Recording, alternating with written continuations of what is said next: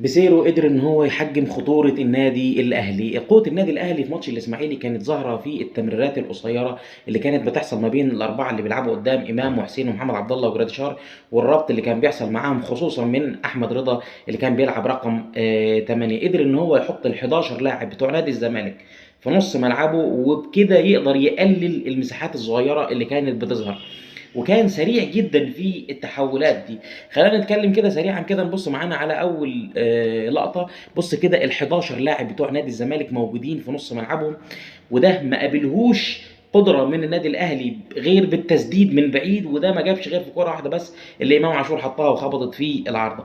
الكره الثانيه تبين لك قد ايه الزمالك كان متحفظ، يعني ما فيش غير زيزو وسيف الجزيري بس اللي موجودين في اول نص ملعب النادي الاهلي.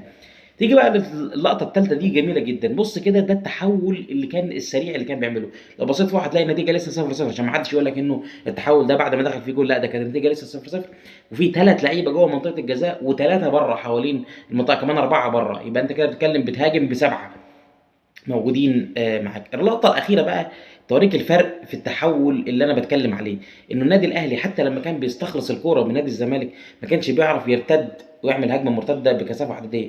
بص كده، امام عاشور بيجري وحواليه سبع لعيبه من نادي الزمالك، سبعه، نص الملعب اهو من اول خط النص لحد منطقه جزاء الزمالك في لاعب واحد من النادي الاهلي وسبع لعيبه من نادي الزمالك. انا شايف انه جيم تكتيكي عالي خالص من بيسيرو. الكره بتاعت محمود بن تايك انا شايف ان هي ضربه جزاء. الكره اللي هي جت في ايد اشرف داري انا شايف ان هي مش ضربه جزاء. ان شاء الله بيراميدز يكسب النهارده ويكمل على الصداره.